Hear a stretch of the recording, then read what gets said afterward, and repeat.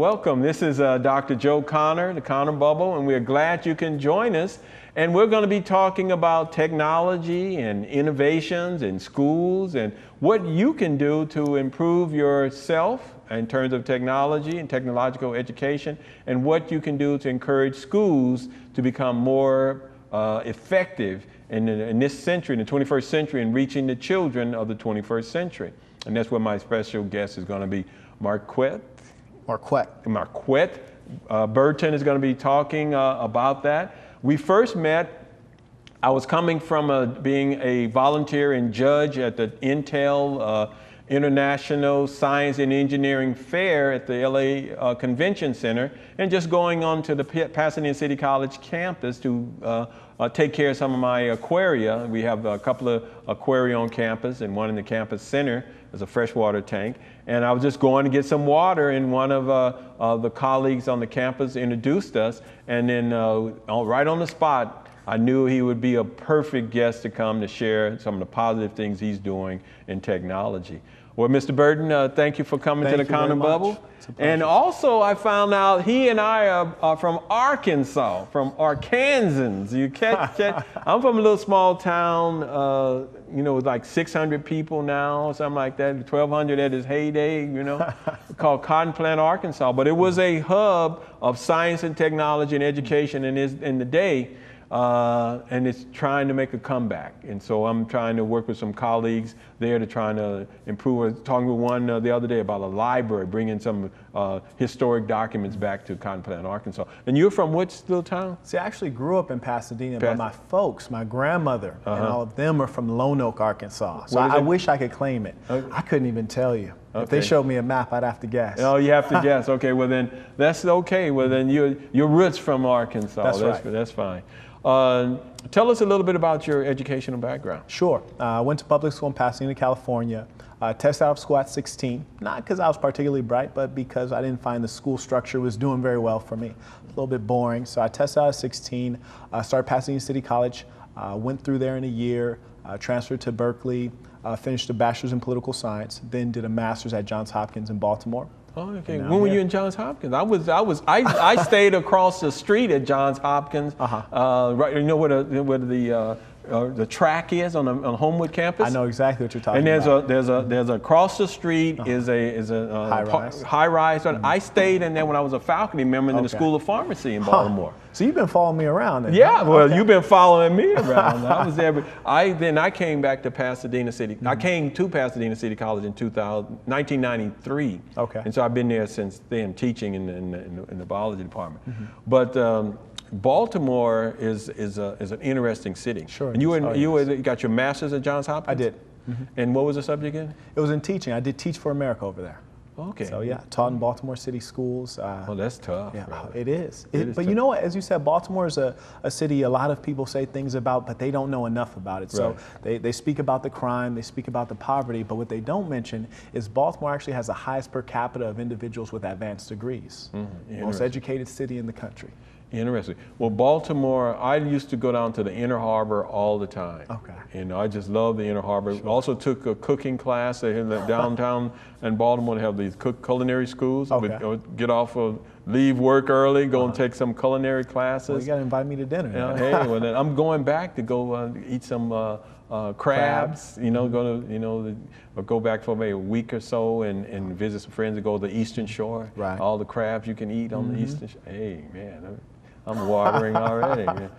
Tell me a little bit. So that gives Pasadena, UC Berkeley, Johns Hopkins, all good schools. Thank you. Pasadena City College at one point was the only community college where statistically students' grade point average went up when they went to UCSD. Really? Yeah. Wow. We were the only community college where that could be said at the time. This was during the 2000 or so. I had a science program. We were funded by NASA, and we were visiting UCSD because I went to UCSD for my PhD.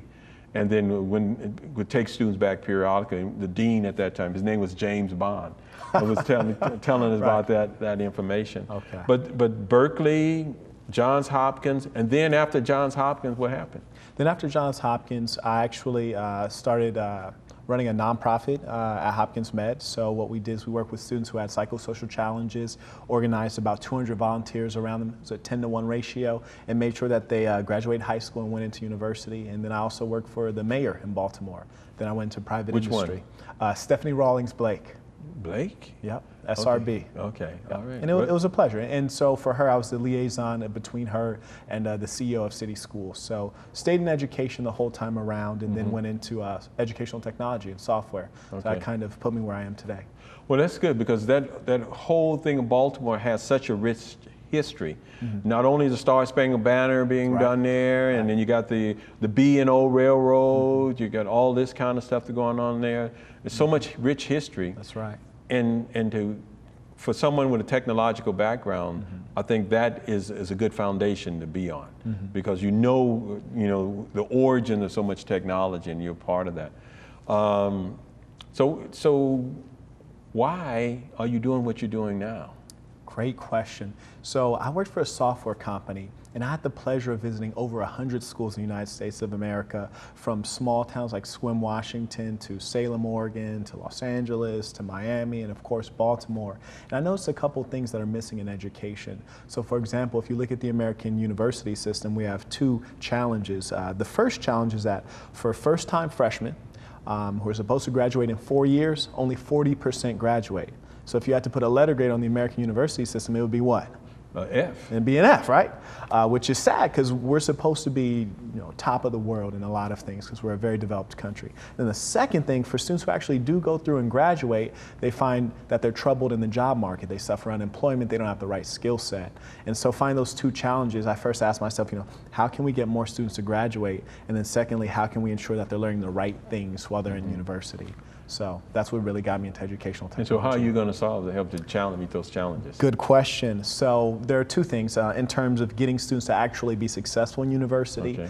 USC just put out a report. It's about 125 pages. Okay. And it says the number one thing to keep students in the university is that they must have peer relationships. Right. That allows for adjustment in the college environment. And because most students actually don't have significant peer relationships, they drop out, because you want to do what your friends are doing. So you need to make other friends who are being productive in the college environment.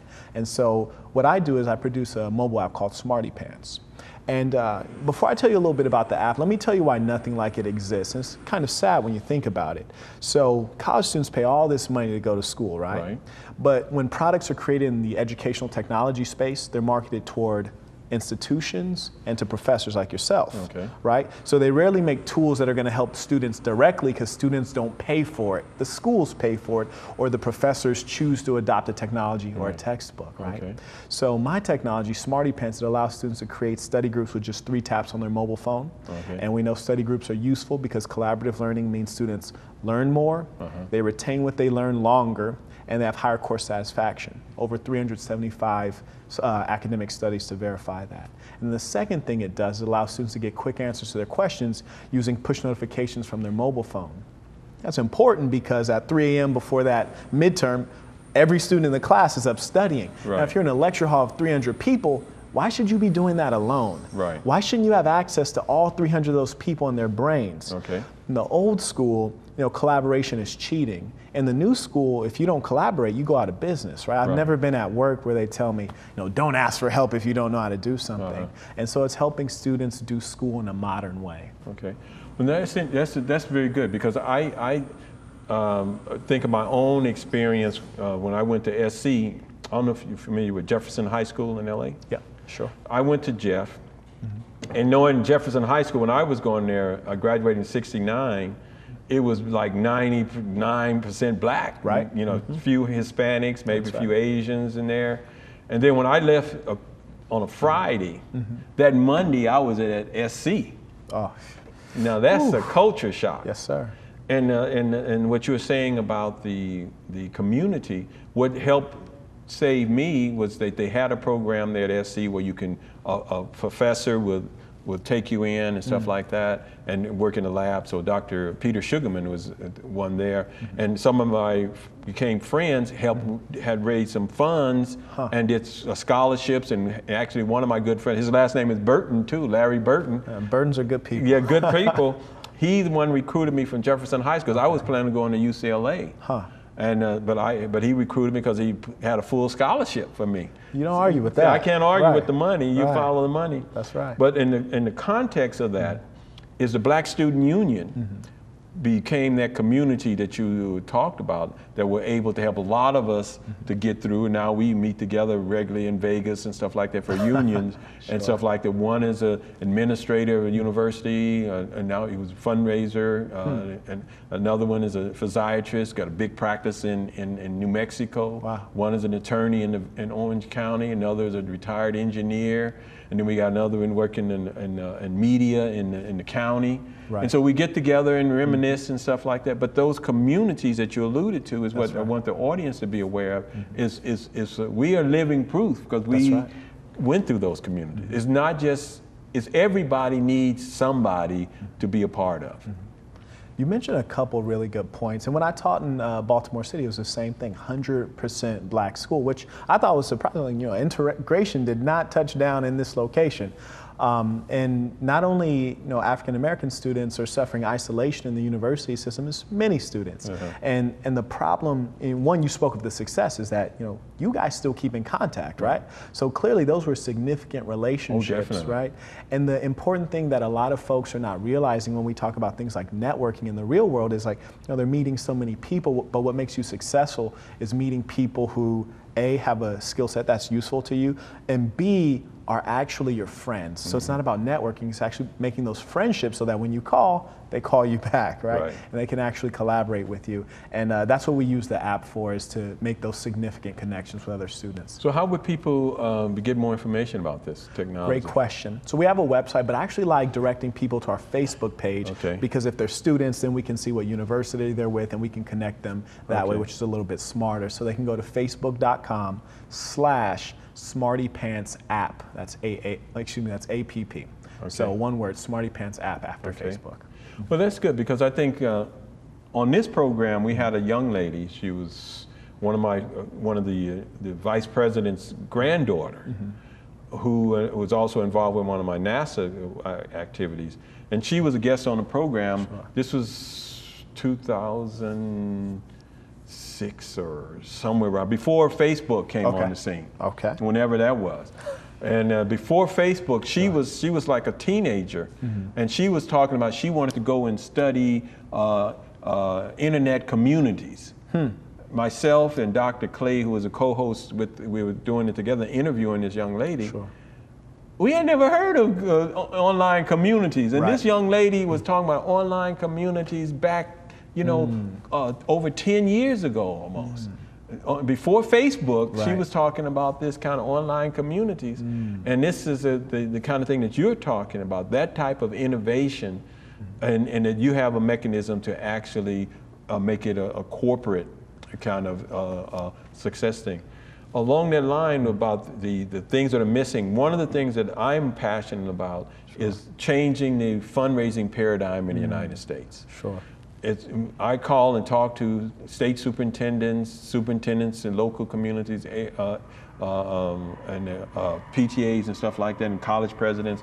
And one of the things that continually amazes me is how these people are not able to act quickly and take advantage of opportunities. That makes sense. And then as a consequence of that, our students are underfunded because our leaders are too afraid to take out and try different things. And I'm really pleased to hear that you're doing this stuff, and hopefully we can get some people to take you up on that Facebook/SmartyPants app. That's right. And to be able to look at that, because I think I tell students that come in, it's not about how much things cost. The cost of going to education is something that students should worry about. Because if you are outgoing, active, you can find the money. That's right. It's there. It's there, and I am a big advocate because I see where people who want to give, and the people are not even asking them for it. It's just amazing to me how many people want to give, and the folks are not even asking in their own community.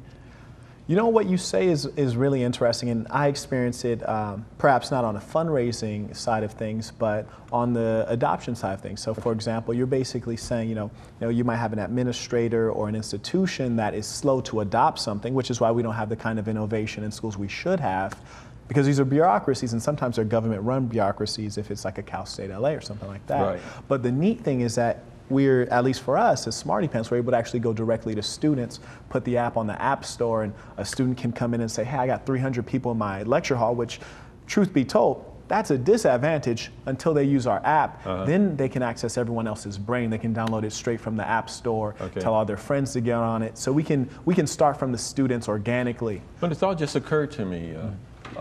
That wouldn't it be possible to do a program at some point in the future to demonstrate how it works? Certainly, I'd love to. Because I think that I like hands-on. You know, when I do things, I like to talk to people, and I like someone to walk me, to hold my hand through the technology and stuff like that.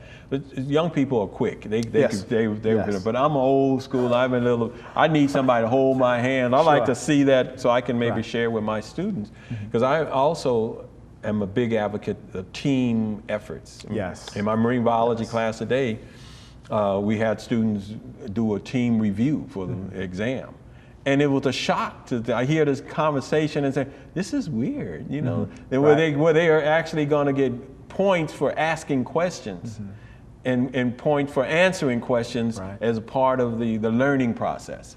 You know, that's actually the epitome of the learning process. When we were researching for this app, we talked to one Dr. Johnson at BYU, and he said, Marquett, I'm glad that you're doing something that has study groups in person, because what happens when students poorly perform on an exam, it's because when you study by yourself, you're studying in your head. When you're in the study group, you're actually explaining to other people, which is output. And that's the same thing you do on the exam, is output.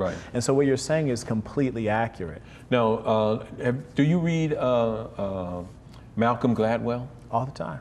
Did you read his last couple of books? You talking about Blink? Not Blink, the ones that we're talking about David and Goliath and What the Dog Saw. Clearly, I need to catch up. You need to catch up. Talk to me. Okay, one of the things that they were talking about in these two books was the size of the school that someone goes to. All right.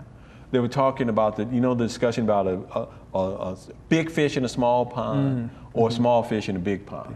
And they were showing they did a study under at Harvard, and he did analysis of how many faculty members are published depending on where they ranked in, say, at these different schools.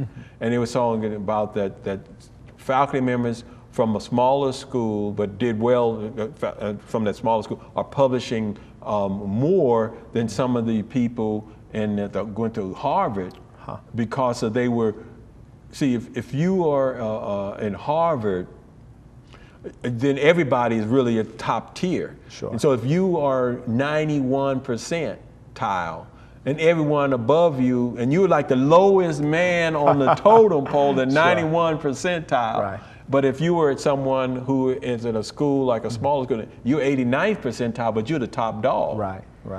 Then you have a better psychological bearing. But if someone who's in the 91 percentile in a school that everybody is above them, then you are low and thinking low esteem. And so they were saying that one young lady that they were quoting, she wanted to be a biochemist. But because she went to Harvard, and that she didn't have the support network that you're talking about that she needed, she switched from becoming the chemist. But if she said, if I went to a smaller school, I still would probably be a biochemist today. You know, what you're saying is important on two huge levels. Number one, that psychology is everything. And it used to be that people would think where you went to school matters a lot. In fact, I remember when I went into the job market, I was thinking, I went to Berkeley, Johns Hopkins, I shouldn't have too much trouble. But I think the age where an employer like, oh, he's a Harvard man, he's a Johns Hopkins graduate, I don't think they care anymore. I think nowadays they want to know about the skills you've demonstrated. And so that's why I always tell students, while you're in school, you start now. This is when you start actually practicing in whatever career you're going to go into. And also with the STEM careers, that's another interesting, it's sad to hear that the young lady actually didn't continue with that, because that's going to be the biggest growth area in the future. So about the STEM, what most people don't understand about STEM is STEM. If you have an ink pen, you have an ink pen in your pocket? Let's see. Oh, you busted me with that Okay, busted in the ink pen. But what happens if you think of it, an ink pen, like if you think of the clip that fits in your pocket, and then you have the length of the ink pen. The clip that fits in your pocket is STEM. Yes. The length of the ink pen is medicine. So when people say STEM, they're only talking about 1/3 or 1/4 of the money out there for research. So all this clamoring about STEM, they're missing out on where the big pool of money is, and that's in medicine. So I coined a thing called STEM squared: science, technology, engineering, math, and medicine. Because STEM is cliche, in my opinion. Sure. Because it leaves, because most people, when you say STEM, they automatically think medicine is. Yeah, I thought the science would be the message. Yeah, but it's not true. By law, the statute is that STEM is only in the domain of the National Science Foundation. Wow. Medicine is in the domain of the National Institutes of Health. Okay. And so when I would encourage you, when you talk about it, add medicine there explicitly. STEM squared, I'm going to cite you as a cite source. Me, yeah, cite me as a source. You know, so when you become successful, my STEM squared thing is going to go on and say, where did he get that from? You know, I hope so, because I want to see you successful. Good. And if I am successful, you'll see more students successful. Exactly. Because we're going to increase retention rates and we're going to increase graduation rates. And I will make a promise to you. If you find a school that wants to hear you, I can promise that I can give them some leads that will help them be able to have donors that will be ready to people want to donate, no matter what city, no matter what state they're in. All right. The cities may be a problem because a lot of cities ain't got people who have money to want to give up. Sure. But the states, they are. Okay. I found one lady in Alabama, herself, $3 billion she can give up in Alabama. Is that right? Well, we'll have to schedule a trip soon. You know, so yes, but you know, and so I talked to the president of University of Alabama's foundation, and I provided them some names and leads. So, oh yeah, some of these people are already some are big donors. Sure. On the list that I gave them. Excellent. And then also the new president of Alabama State University is an African American woman. So I gave her some leads, you know, as well. Sure. Because I'm really, this year, my project called 2014 project is designed to help female college presidents, female superintendents locate willing donors. All right. And if you come across some, when you're traveling, money is not the problem. Okay. If they say that we can't fund you because of the money, I will give you, some people can give, who want to give up to $50 million or more to education. I'll give you that promise. And so it take me about an hour to get you the list together. If that's not too slow. I can spare an hour. You can spare an hour. I can help you with that. All right. But I am excited because to find a young person who went through PCC and is doing what I want to support you and encourage you, because we need innovators. We need someone. Certainly. America is in deep trouble. And most people don't really realize how deep trouble we are in our educational system. They want to argue about all this kind of unions and try to blame the unions for different things, but the truth of the matter is our structure for education is not up to the challenge for the 21st century. Pre-K to 12th grade, we suck as compared to a lot of other places around the world. We're good in the graduate school levels. Yes. And what the problem with that is we have so many people coming from overseas. Over 50% of the people in graduate school, no matter what program they are foreign students, not Americans. So we are getting all this knowledge, but we're sending it all overseas. Well, you know what's funny about that? When I lived in Maryland, and Maryland's a great state for education, as far as K to 12. But when I lived there, it was funny because they have all this public outcry, you know, nationally about unemployment, but in Maryland, there are 3 jobs available for every 1 unemployed person, but those jobs are in cybersecurity. Those jobs are in high-tech fields, and we didn't have the talent to take the job. So there's not unemployment, it's lack of education, so you're totally right there. And so what we want to do, and what I'm really behind you in terms of, I think of it like a plumber. Okay. I think of you like there's a leak in a pipe. You are going to plug the pipe, as opposed to someone going and sop up the water and not plug up the hole in the pipe. So what you're doing is plugging up the pipe with the young people, and then we can deal with the unemployment and the people with the, if you don't deal with the root cause, the leak in the educational system, we're always going to have these situations. But you are plugging up the pipe and giving a tool for the 21st century for people to actually communicate together in a style that they can. And because the students are using the phones anyway in the classroom, so you might as well put them to good use. You know, we have about 2 minutes left. Mr. Burton, tell us what you want people to do. Great question. Number one thing that I want students to do, young people, is before you go into university, and this has nothing to do with my company, just personally, before they go into university, I want them to know why they're going there. Okay. You know, have actually did the job that you intend to do. And number two, download the Smarty Pants app. And the reason I want you to do that is because I want you to enjoy college and learn more. And that's what it's going to allow you to do. And then that's the key, enjoy life more. That's right. A person who can smile and have a good time and laugh is a person who's going to succeed. Oh yeah. A miserable person is going to be sick, and they're going to be poor and broke. I mean, miserable people. Right. But if you can help students become happier about themselves, it is not about how much money they make as much as it's about them enjoying life, because none of us knows how long we have. So the idea is we want to make sure the young people be able to be successful on their own heart. Certainly. And so that's what we want. I am very happy, and I'm really looking forward to speaking with you further about how young people can take advantage of the Smarty Pants app, go on the Facebook and look for that kind of stuff. But I wanted to also give you off camera, and I mentioned to the audience here, projectreporter.nih.gov. Okay. It's a website that if you want to know anything about human health, that is the place to go. Okay. And projectreporter.nih.gov.